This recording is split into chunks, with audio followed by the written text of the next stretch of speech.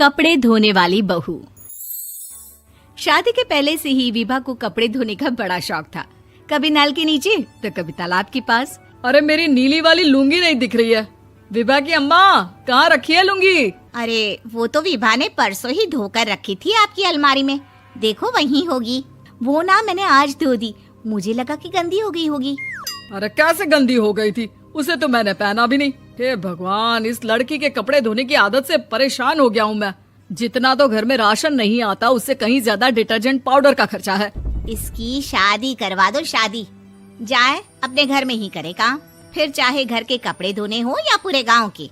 हाँ ठीक बोल रही हूँ, देखता हूँ मैं कोई लड़का। वो दिन भी आ जाता है जब विभा को देखने लड़के वाले आ जाते हैं। लड़की मुझे अच्छी लगी। होने वाली सास कहती है, बेटी अगर कुछ पूछना है तो पूछ लो।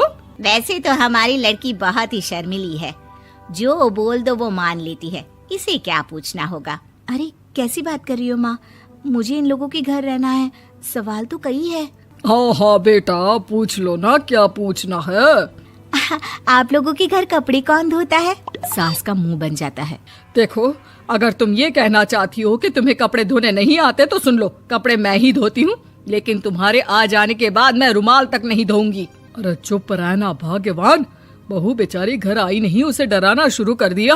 वो क्या है ना बिटिया, अभी तक तो ये कल्लू की माँ ही धोती थी, लेकिन अब तुम्हारे पापा तो दहेज में वॉशिंग मशीन देंगे ही। तभी विभा की माँ बोल पड़ती है, सवाल भी पूछा तो क्या। वैसे भाई साहब, मशीन की तो फिर भी कपड़े धोने की कैपेसिटी होती है। मतलब जो बिटिया दे रहे हैं ना विभा, इसे कपड़े धोने का बहुत शौक है। ये आप लोगों के क्या, आस पड़ोस गांव मोहल्ले सबके कपड़े धो दे और उफ तक ना करे। बाहर देखा नहीं आपने कितने कपड़े सूख रहे हैं? सब हमारी बिटिया ने ही तो धोए हैं। बस भी करो ना माँ, शर्म आ रही इतनी तारीफ सुनकर। और तो और एक दाग निकाल कर दिखाओ तो मान जाओ। हाँ अच्छा अच्छा, माफ करना बेटा, मैंने गलत समझा। हमें तो रिश्ता बहुत पसंद है। और ऐसे जुड़ जाता है रिश्ता कपड़े धोने का शौक रखने वाली विभा का। उसकी शादी हो जाती है कोयला फैक्ट्री में काम करने वाले कल्लू के साथ। शादी के बाद अचानक विभा चिल्लाती हुई सास के पास आती है। सासू माँ, अरे सासू माँ कहाँ है आप? ये तो धोखा है, धोखा दिया आप लोगों ने मुझे। इस ससुर के चक्कर के बारे में पता चल गया।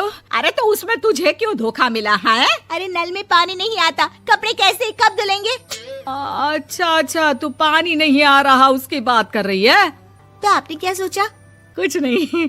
अच्छा, तेरी माँ ने कहा था कि कपड़े धोने का शौक है तुझे, याद आया मुझे। शौक शौक बोलकर कपड़े धोने वाले मेरे जुनून को कम ना आके सासू माँ, कपड़ा धोना मेरा गुरूर है। तभी पति भी वहाँ आ जाता है। अभी अभी मैंने इसे सनी देओल की फिल्म दिखाई है, उसी के डायलॉग मार रही है माँ। अच्छा सुन, साफ साफ बता रही हूँ, पानी सुबह 4 से 6 और शाम को 10 से 12 आता है, समझी? विभा टाइमिंग सुनकर हैरान हो जाती है। ये क्या भूतों का मोहल्ला है? सुबह 4 बजे उठकर कौन कपड़े धोता है? 4 बजे टंकी में पानी जाता है, फिर सारा दिन धोना ना, किसने मना किया?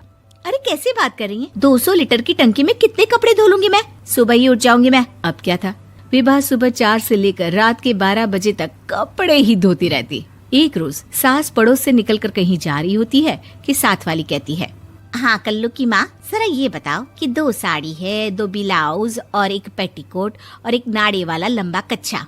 हाँ तो? अरे तो क्या, कितना लोगी धुलाई ये बताओ। धोबन दिख रहे हैं हम क्या?